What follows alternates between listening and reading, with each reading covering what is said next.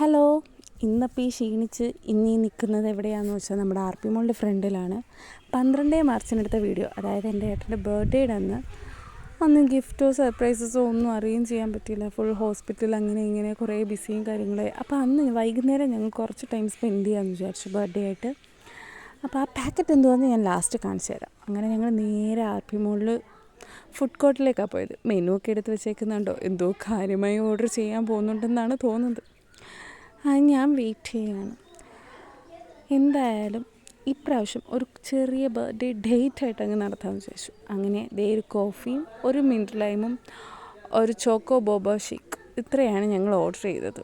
സംഭവം ഞങ്ങൾ അന്ന് രാവിലെ അടൂരും പോയി. പിന്നെ അതിനുശേഷം ഞാൻ വർക്കിനും പോയി വന്ന് നല്ല പോലെ ക്ഷീണിച്ചിട്ടുണ്ടായിരുന്നു. അതുകൊണ്ട് ഞങ്ങൾക്ക് കഴിക്കാനൊന്നും കാര്യമായിട്ടുണ്ട്. പക്ഷെ ഇപ്പോഴത്തെ ചൂടും കൂടെ കാരണമായിരിക്കാം നല്ല ദാഹം ഉണ്ടായിരുന്നു.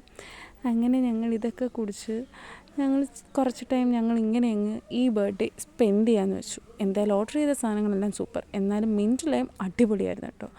അങ്ങനെ നേരെ തിരിച്ച് ഞങ്ങൾ കാറിൽ കയറി. എന്നിട്ടും ഏട്ടന് ക്ഷീണം മാറിയില്ല. ഇതൊരെണ്ണം അകത്ത് തന്ന ക്ഷീണം അങ്ങ് മാറുമെന്നും പറഞ്ഞു. ഇതെവിടെയാ ലൊക്കേഷൻ ആർക്കും പറഞ്ഞു തരണ്ടല്ലോ അല്ലേ. കള്ള് സോഡ, അതെ, നമ്മൾ കൊല്ലത്തിൻ്റെ ഫേമസ് കള്ള് സോഡ സ്പോട്ടാണ്. അപ്പം ഞാനൊരു പൈനാപ്പിൾ സോഡയും ഏട്ടനൊരു കള്ള് സോഡയാണ് ഓർഡർ ചെയ്തത്. കണ്ടില്ലേ, മാറി മാറി ടേസ്റ്റ് ചെയ്യുകയാണ് ഞാൻ. ഓരോന്നും കുടിക്കുമ്പോൾ എക്സ്പ്രഷൻ കണ്ടാൽ തോന്നും ഞാനെന്തോ കാര്യമായിട്ട് അങ്ങ് ഫുഡിനെ പറ്റി അങ്ങ് അഭിപ്രായം പറയാമെന്ന്. അതിനെപ്പറ്റിയൊന്നും പറയാറില്ല. അങ്ങനെ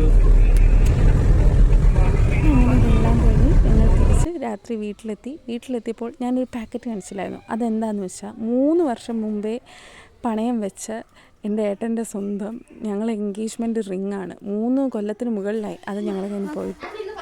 അത് എനിക്ക് തിരിച്ചെടുത്ത് കൊടുക്കാൻ പറ്റി. അതാണ് ഞങ്ങൾക്ക് ഏറ്റവും വലിയ സന്തോഷം തന്നെ. അപ്പോൾ ഇത്രയേ ഉള്ളൂ. ബൈ.